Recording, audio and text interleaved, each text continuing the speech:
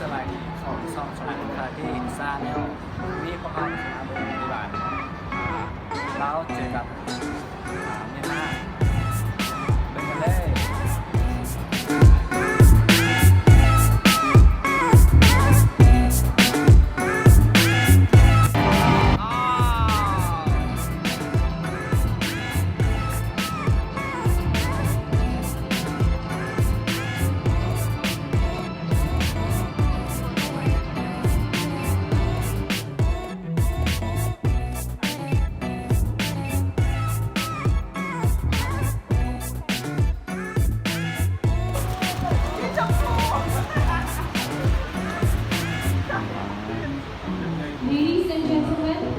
เป็นอีผู้สาวมาเชียร์ที่ไหนเนาะ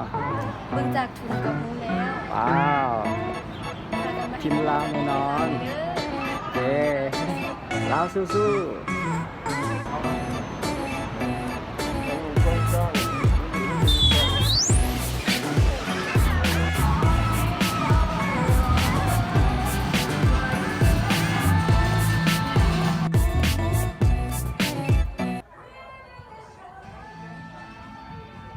ตัวนี้มาแบบมาเทบานเขาไม่อย่างเนาะ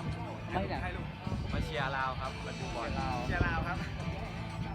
นี่ เชียร์ลาวดื้อ นี่ก็ไม่มีอะไรมากนะขายสวยนะขายงาม น้องตั้งใจมาเชียร์ลาวลาวสู้ ลาวสู้ๆ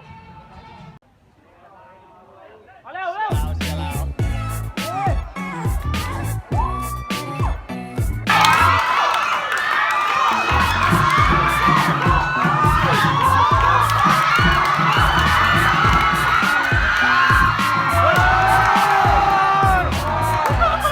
อย่างไร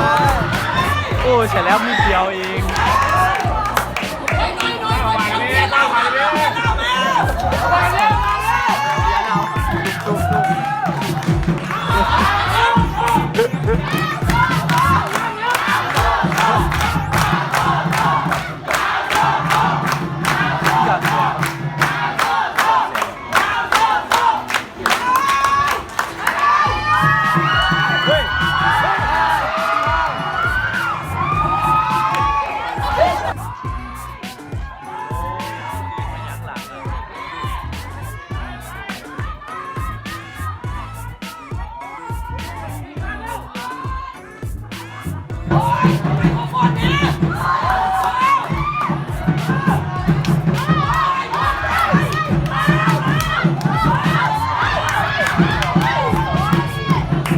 มีคนถาม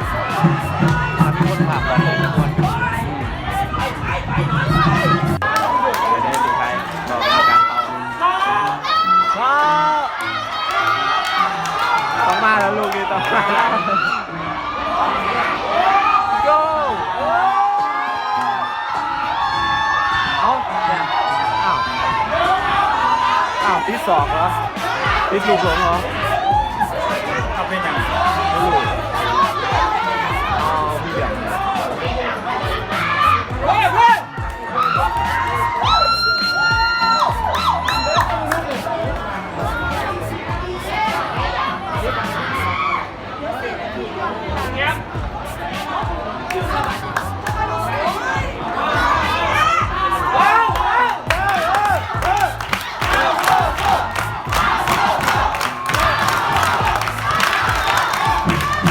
เฮ